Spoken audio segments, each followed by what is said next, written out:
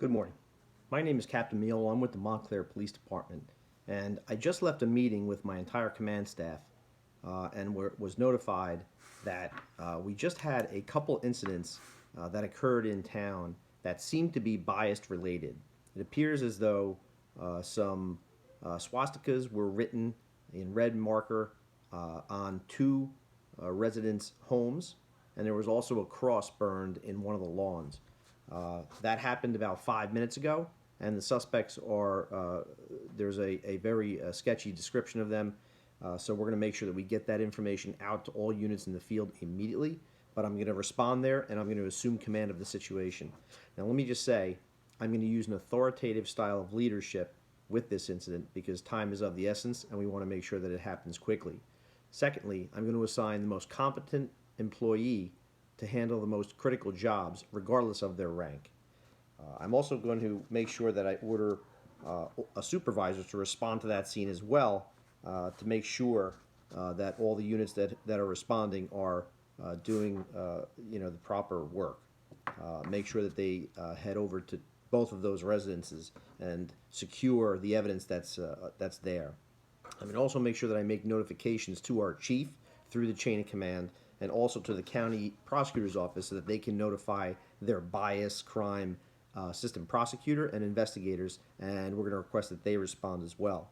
I'm also going to make a notification to the Department of Criminal Justice Bias Crimes Investigations Unit, as well as the Office of Bias Crimes and Community Relations with the New Jersey State Police. I'm going to also request a response from our detective bureau so that they can provide some bodies to assist with all these investigations, to interview witnesses and the victims, and also to make sure that the scene is documented and processed accordingly.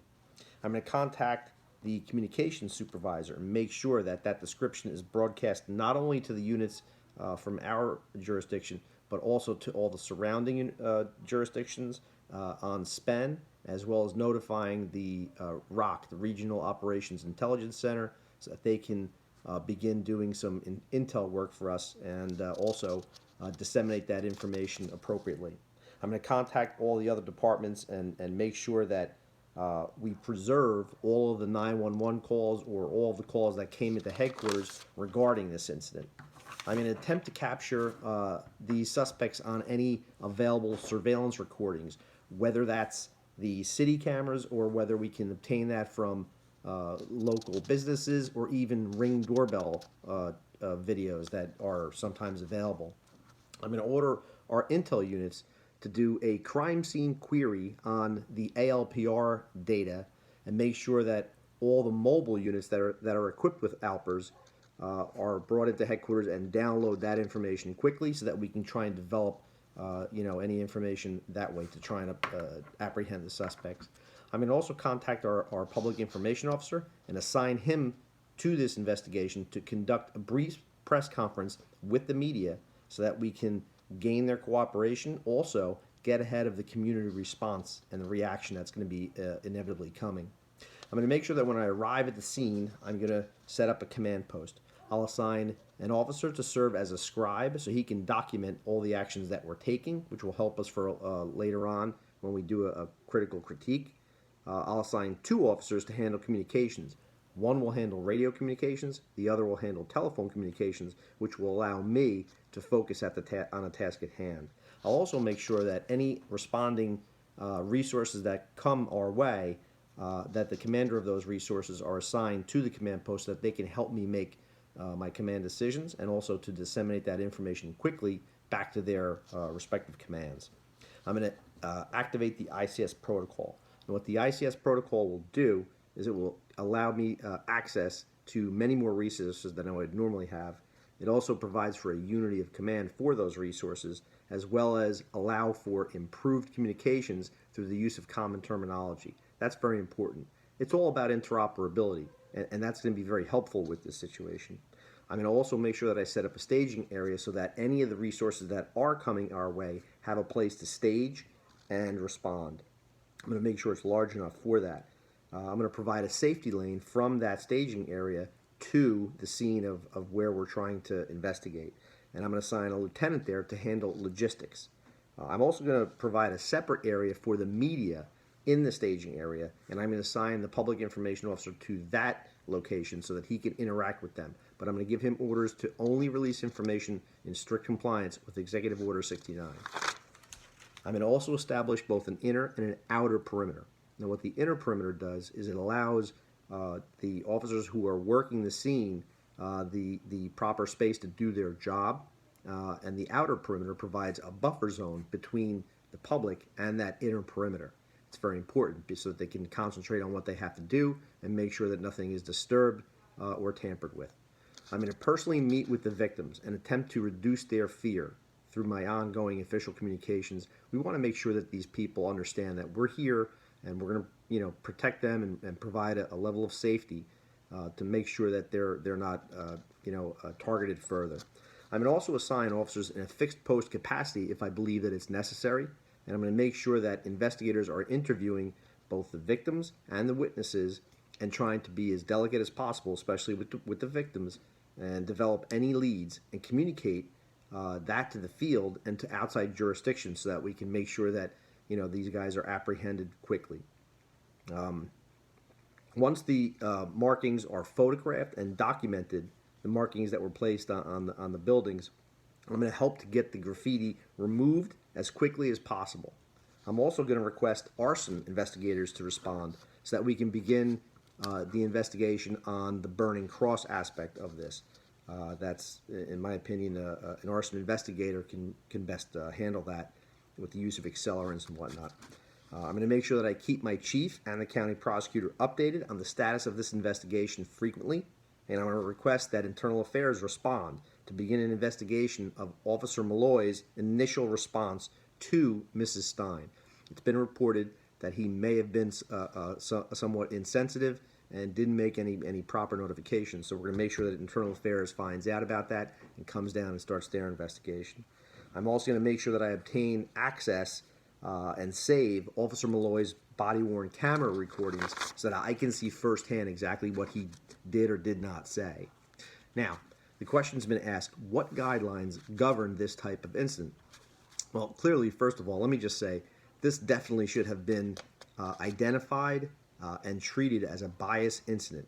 And that means you make your proper notifications and you treat the victim with the utmost delicacy to make sure that they understand that this is a serious thing and we're going to respond appropriately to it.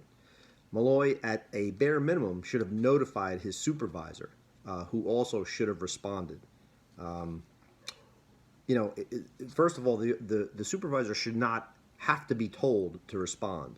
He should be monitoring the radio and checking on the jobs in the notes comments to make sure that he understands everything that's going on.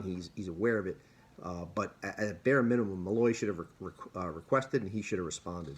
So I'm going to make sure that I ensure that Internal Affairs will check all of this information out and also the GPS data on him and the supervisor and find out exactly how quickly they responded, if at all. I'm going to make sure that we understand that the Attorney General Guideline on Biased Investigation Standards and also the Crime Victims' Rights Attorney General Guideline must be followed, because those are two guidelines that clearly delineate exactly what should take place in a situation like this. So I'll make sure that actually happens at this point. I'll also ensure that both incidents are now assigned to have officers write initial reports and investigators follow up in an appropriate manner. And I'm going to make sure that all reports are reviewed by a lieutenant prior to being approved. I'm going to definitely personally offer my sincerest apologies to both victims for the initial response, and I'm going to make sure that I keep them informed on the status and the progress of any investigation as it proceeds. Now, in the future, what I want to do is contact our supervisor in charge of records, collect all reports on bias incidents from throughout the last few years, and also review our department policy as it pertains to responding to bias incidents and also about community sensitivity. I'm going to check the training records for all the officers involved, as well as their performance reviews, and also I'm going to look at their background investigations, because I want to make sure that there were no red flags and that there's no systemic problem associated with this collection of officers. I'm going to make sure I check the early warning system for everyone involved to make sure that there's not a pattern of this, so that we can address this and make sure Internal Affairs handles that appropriately as well. I'm going to determine if charges are warranted against Officer Malloy and anybody else, and if so, I'll discuss that with Internal Affairs and make sure that they are charged and that they're brought before a hearing officer, and make sure that the investigation is complete so that they can be properly disciplined. I'm going to also make sure that I conduct a review of our training records to determine if there's any deficiencies in the way we're training people, and then I'm going to make sure that training develops a program and implements that. I'm going to follow up with the victims frequently, and I'm going to make sure that as time goes on, they're not forgotten about. Make sure that they understand that we're going to stay on this. I'm going to make sure that I write thank you letters to all the resources and agencies that responded and assisted with this particular investigation. If there's any officers that I feel distinguished themselves during this incident, I'll make sure that I commend them for that, and I'll do that in public because I want them to understand that I appreciate their efforts. If there's officers who fell short of our expectations, I'll counsel them, but I'll make sure that I do that in private. I'll also conduct a post-incident critical incident critique because I want to determine whether our response tactics were followed, if they were appropriate, and if we did that correctly, if there were any equipment needs that were lacking. I want to know what we did right and what we did wrong and how we can improve in the future. Now, in conclusion, I just want to say that I was tasked with developing and implementing a response to a situation that had many challenges. In order to meet these challenges, I utilized many different resources, both from within the police department and also from outside of it. I also used my education, my training, and my experience in developing this comprehensive response. While I initially focused on the problem and how to respond to it, I then looked at some collateral issues which I felt may have contributed to this circumstance. The goal here is to cure the disease and not just treat the symptoms. I also understand that training must always be considered whenever officers engage in inappropriate behavior, as stated in the Attorney General Guideline on Internal Affairs. Therefore, I ordered a full review of our entire agency along with the full command staff so that I can try to observe and try and identify any deficiencies that the department may have. I'm going to make sure that I delegate the responsibility of developing a training program to the training division, and I will make sure that it's implemented, and I will monitor it for its effectiveness. If I feel that anything needs to be changed, I'll make sure those changes are implemented as well, and I will also monitor them. The key here is to reevaluate continuously so that you ensure that department goals are being met. Lastly, I'd like to obtain some feedback from some of the key stakeholders because I'd like to hear what their reaction to my response is.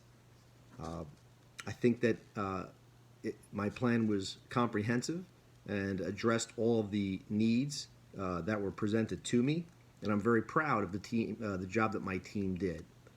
I'd like to thank you for your time and try and arrange for a follow-up meeting so we could discuss anything that develops in the future. Thank you.